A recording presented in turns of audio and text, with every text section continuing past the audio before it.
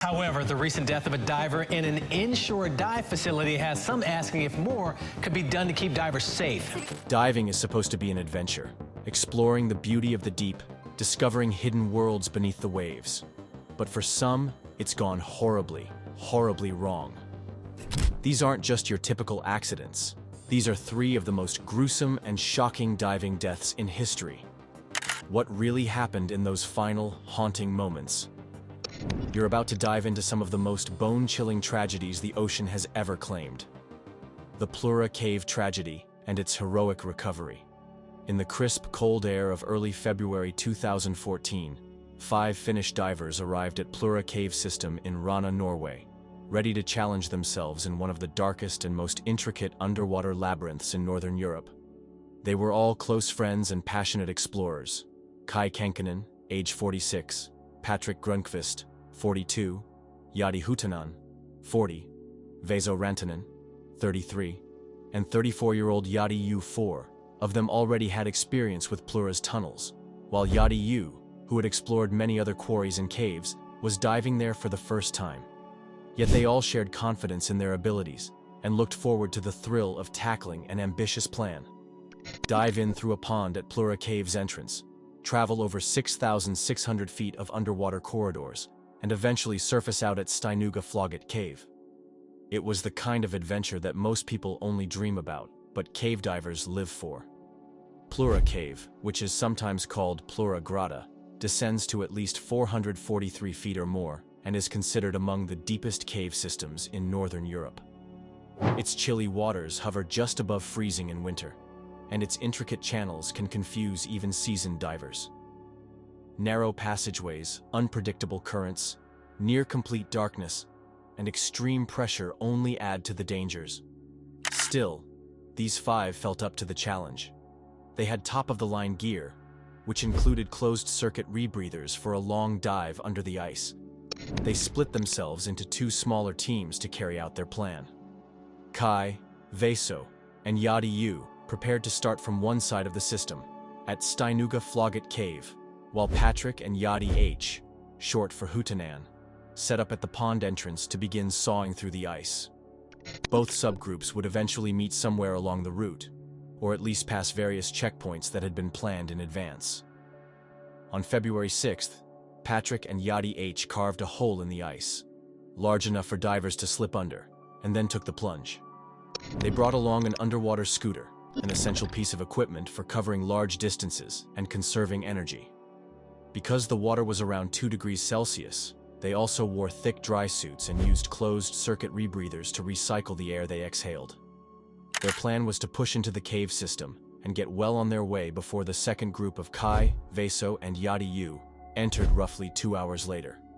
By waiting that extra time, the sediment kicked up by Patrick's and Jari H's movements would have a chance to settle, so the second group might still have decent visibility. Patrick and Jari H descended deeper and deeper, eventually reaching near 427 feet. At this point, they decided to leave their scooter parked so that Jari H could absorb the awe of Plura Cave's hidden realm, since it was his first time in this particular system. He was thrilled by the clarity of the water and the eerie beauty of the rock formations. Communication underwater, of course, remained limited to hand signals and the occasional shout that ended up muffled by masks and regulators. Still, between them, they seemed to have a good understanding. Meanwhile, Kai, Veso, and Jari Yu began their own dive at Steinuga Flogget Cave. 2 hours had already passed, so they assumed Patrick and Jari H would be far into the system ahead of them. Kai and the others also had rebreathers and plenty of bailout cylinders, tanks with extra breathing gas in case something went wrong. Despite thorough planning, cave diving remains unpredictable, especially with thick ice overhead. There's a narrow margin for error at these depths, where any mistake can quickly become fatal. Deep inside the cave, Patrick realized something had gone awry. As they navigated an ascent through a cramped tunnel, he looked back and noticed Jari H's light no longer following him. Patrick waited, scanning the gloom until he saw flashes that looked like a distress signal from Yadi's flashlight.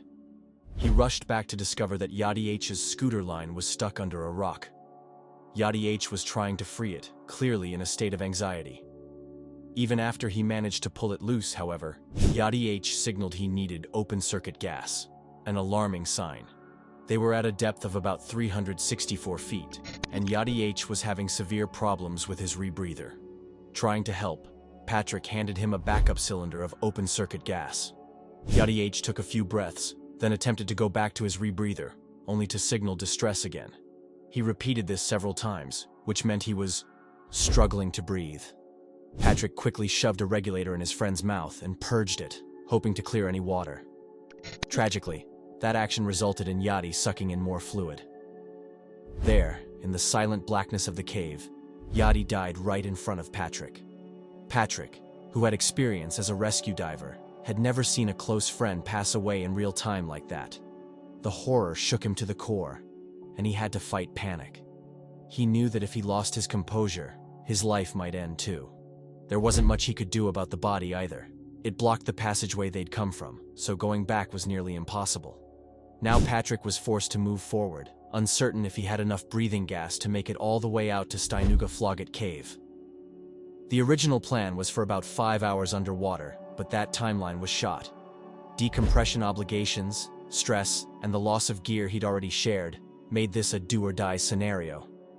Meanwhile, Kai, Vezo, and Yachty Yu were still behind, unknowingly heading toward a grim scene. Their own journey had its complications. Vezo, in particular, had chosen to bring 5 large bailout cylinders, worrying that they could run out of gas in the cold. Yet lugging that many tanks in a narrow cave was cumbersome. At one point, around 410 feet deep, Vezo got pinned and had to remove multiple tanks to squeeze through. On top of that, his fin tangled in the guideline, and Yachty Yu had to help untangle him. Such maneuvers stole precious minutes and highlighted again how important it is to remain calm and cooperative in these conditions. Eventually, the group encountered the lifeless body of Yachty H. Vezo, turned away from the site in horror, while Yachty Yu swam past in a state close to panic, screaming that Yachty H was gone but saying he would push ahead anyway. Kai was right behind, trying to figure out what happened and warning them that they needed to keep it together. But tragedy struck again. Yachty Yu began flipping between his rebreather and bailout gas in a frenzy and ended up losing his life in the same deadly waters. Kai was overwhelmed with shock, but had no choice except to continue. Stroking deeper into Plura's passages, he caught up to Vezo, who was stuck trying to get around the body of Yachty H. Kai shouted for Vezo to turn around, telling him that Yachty Yu had also died. Vezo hesitated, not wanting to go back the way they'd come, already dreading the repeated narrow passages. Unsure if Vezo would be able to keep it together, Kai decided to press on by himself, hoping to exit through the ice hole they started in. He had too little bailout gas, though, and ended up ignoring most of his decompression stops, ascending quickly at serious risk of the bends. After a while, he found a small air chamber about 98 feet from the exit, but barely rested before pushing on again. His underwater scooter also failed, forcing him to swim on sheer willpower. Frozen and exhausted, he finally emerged from the pond's opening, stunned to be alive. All this time, Patrick was alone, heading for Steinuga Cave in a desperate attempt to escape. He had to juggle limited scooter battery life, insufficient bailout gas, and the knowledge that at least one friend had died, maybe more. Eventually, after nearly 9 hours, he surfaced in the eerie early morning darkness, battered and heartbroken. Vezo also made it out, though he suffered symptoms of decompression sickness and needed to be rushed to a hyperbaric chamber for medical intervention. The 3 survivors, Kai, Patrick, and Vezo, staggered out of Plura Cave, traumatized and missing 2 friends, Yachty Hutanan and Yachty Yu, both left behind in that silent place beneath the ice. An investigation by Norwegian authorities soon followed, and the cave was declared off-limits for the time being. However, the surviving divers felt a deep sense of duty and guilt. They rallied a group of experienced colleagues and mounted a private recovery mission, determined to bring their fallen friends home. Over the course of several weeks, diving under official restrictions and at significant personal risk, they re-entered Plura with specialized gear. Navigating the same maze of freezing water and tight corridors, they eventually found both bodies and brought them to the surface to be flown back to their families. The Zakatan Sinkhole Incident. Nearly 2 decades earlier, another deep diving disaster captured the world's attention, this time far away in northeastern Mexico, at the famous Zakatan Sinkhole. The central figure was Shek Exley, an American cave diver born on April 1, 1949, who became legendary for pushing the boundaries of underwater exploration. Shek began diving at a young age, back when formal safety training programs didn't really exist, and made enormous contributions to the sport. In 1979, he wrote Basic Cave Diving, a blueprint for survival, which is still considered a foundation for cave diving instruction. He also popularized the use of backup regulators, or octopus regulators, and was known for going deeper than anyone dared, despite the increased dangers of high-pressure environments. By the early 1990s, Shek had already set numerous deep diving records, once descending to 881 feet on a self-contained scuba system. He seldom experienced nitrogen narcosis or decompression sickness, the two biggest threats when you go far beyond normal recreational dive limits. Friends and peers marveled at his physical and mental abilities. While some might label him a daredevil, he maintained a heavy emphasis on planning, caution, and a scientific approach to risk management. Around 1994, Shek learned about Zakatan from his friend Jim Bowden. Rumors claimed it was perhaps the deepest water-filled sinkhole in the world, measuring over 1,100 feet from top edge to bottom. Zakatan also had curious floating grassy islands and an ecosystem that fascinated scientists. Shek was instantly hooked. He wanted to break the 1,000-foot barrier, a nearly unthinkable depth for a scuba diver.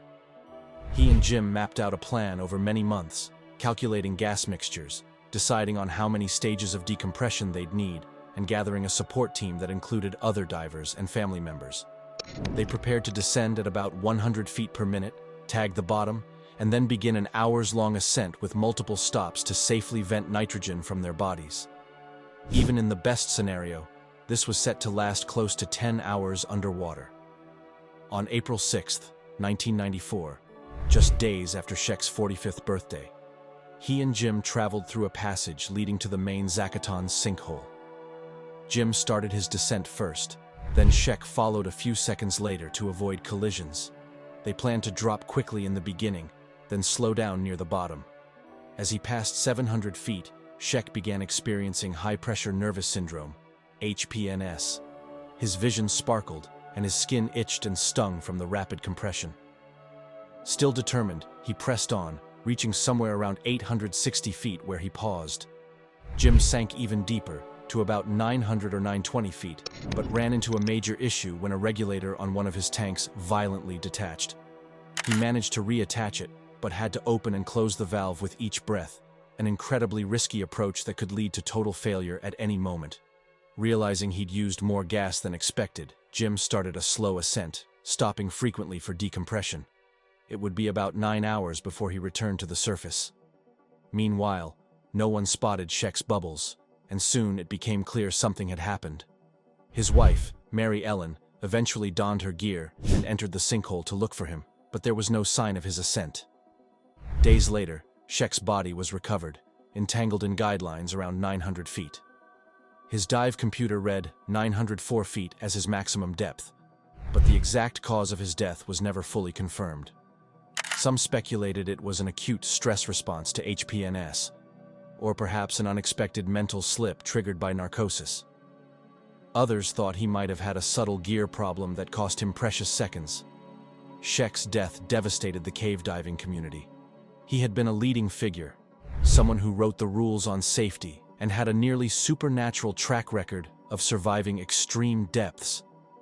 Yet it turned out that even he, with all that knowledge and discipline, could not outmatch the unknown perils lurking at the bottom of Zakatan. Divers worldwide mourned, but also took away a stark lesson.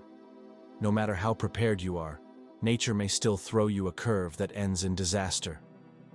Most modern technical divers still reference Shek Exley's experiences and writings to stress the importance of strict protocols, thorough planning, and acknowledging that the ocean, and in this case, deep freshwater caverns, always have the final say. The fatal dive of Yuri Lipsky, in the Blue Hole, Our final haunting tale belongs to a place commonly labeled as the Diver's Cemetery. This is the Blue Hole near Dahab, Egypt, situated on the coast of the Red Sea. Much like the more famous Great Blue Hole in Belize, Dahab's Blue Hole is a natural formation that drops unexpectedly into extreme depths. At roughly 170 feet, there's a wide arch that leads into a long tunnel opening to the ocean beyond. Below that, the reefs drop thousands more feet. Though it appears tranquil at the surface, it has claimed countless lives. Some estimate 130, others 200, and no one truly knows for sure. Local guides refer to one individual, Tariq Omar, as the bone collector or gravekeeper, since he has assisted or led most of the body recoveries here from the late 90s onward. Divers come from across the globe, drawn by the hole's beauty and the temptation to push themselves deeper than they should. Nitrogen narcosis, an effect that feels like drunkenness under pressure, hits divers around and below 100 feet if they're breathing standard air. At 170 feet and beyond, it can become fatal within moments if one loses track of time and depth, gets disoriented, or fails to manage air supply properly. In April 2000, a 22-year-old Russian diving instructor named Yuri Lipsky visited Dahab's Blue Hole. According to witnesses, Yuri talked about it as though it was the ultimate test, something he was determined to conquer. They also noted that he had a single tank and no dive buddy. He did carry a video camera, however, which would later spark controversy by capturing part of his final moments. Local accounts say Yuri tried to find someone to join him or guide him that morning, but the dive partner he set out with bailed early. Yuri pressed on alone. What happened next lives in diving lore. Because Yuri's camera recorded him descending, the first part of the footage shows a peaceful scene. Clear water, bright sunlight filtering through, fish and coral drifting by. But deeper, the ocean grows darker. Around 80 meters, about 265 feet, an alarm on his dive computer starts beeping. Yuri's breathing becomes rapid, and he yells into his regulator. The environment is silent except for exhaled bubbles and alarm signals. He twirls around, searching for a solution, perhaps trying to drop weights or inflate his buoyancy control device. Eventually, the footage cuts off abruptly, well before he is confirmed to have died. The darker rumors that he filmed himself taking his last breaths are not exactly accurate, yet the video does show how quickly real trouble can set in. When Tariq Omar descended later to recover Yuri's body, he found him at about 91 meters, lying face down with far too much weight. Yuri's BCD had apparently exploded from being overinflated in a last-ditch attempt to ascend. The official cause is widely assumed to be oxygen toxicity, combined with nitrogen narcosis, each severe enough to cloud judgment and hamper motor skills. Without a dive buddy, Yuri had no one to assist him when he started making errors in that high-pressure environment. Some local divers suspect he intended a bounce dive, which involves descending very quickly and returning to the surface in a short window. But that approach is extremely dangerous for a site like the Blue Hole, especially if you're using only standard air rather than specialized mixes. Perhaps his overconfidence was the deciding factor. His father had warned him not to do anything risky. Too many ambitious divers have tried the same stunt and run out of luck. Yuri's camera ended up revealing enough to act as a cautionary tale for other divers. In the diving community, that footage is sometimes shown to underscore how swiftly conditions can become lethal. The Blue Hole can appear calm and inviting from above, but once you cross that 170-foot threshold, you might face confusion, panic, or sudden blackouts. If you're diving alone, there's almost no chance of rescue unless you regain control immediately. Some people still blame local guides for renting gear to divers who plan extreme descents, while others argue that reckless divers would find a way regardless. After the recovery, Yuri's father arrived in Dahab to deal with the tragic affair. Tariq believed the camera was probably ruined by water depth. Instead, to everyone's shock, it still had partial footage. Whether or not that footage should be shared is an ongoing moral debate. Some divers think it's too disturbing and exploitative, while others believe it might save future lives by showing exactly how grave the risk is. Regardless, the sad story of Yuri Lipsky ends the same way. An inexperienced deep diver tried to push the envelope with insufficient gear and no partner, in a spot that has claimed many lives. The outcome was a heartbreak that left a lasting lesson for all who dream of plumbing the unseen corners of the sea. For the divers who survived the Plura cave ordeal, or for those who surfaced at Zacaton while leaving a friend behind, the guilt and grief can be heavier than the water pressure itself. Still, the spirit of the diving community also shines through in these stories, as individuals come together to mount heroic rescue or recovery efforts. Sometimes, even when nothing can be changed and the worst outcome has happened, bringing a lost diver home can bring solace to families and friends. These cases remind us that we are all connected by the same vulnerabilities, and at times, the same sense of duty to retrieve and remember those who paid the ultimate price for exploration. Whether you're considering cave diving yourself or just find these tales fascinating, there's a lesson at the core of each tragedy. Know your own limits. Respect the environment you're stepping into, or in this case, swimming into, and always be prepared for the unexpected. If you push too far, too quickly, no unspoken agreement with nature can save you. It is not meant to scare people away from exploration, but to show that curiosity should come hand in hand with humility. We can never forget that our natural world, especially the deep underwater realms, does not bend to our wishes. The best we can do is approach it properly trained, well prepared, and fully aware that everything can change in an instant. Stay safe, stay smart, and keep a healthy respect for the forces that can't be tamed. The mysteries of our planet remain as tempting as ever, and the draw to see what lies beneath is a call many find impossible to resist. But if these stories teach us anything, it's that even the most masterful divers can lose the battle against cold, crushing water when caution is swapped for haste, or confidence slides into hubris. Let them serve as a reminder to treat the unknown with honor and care. And, above all, never to dive so deep that you forget the importance of coming back.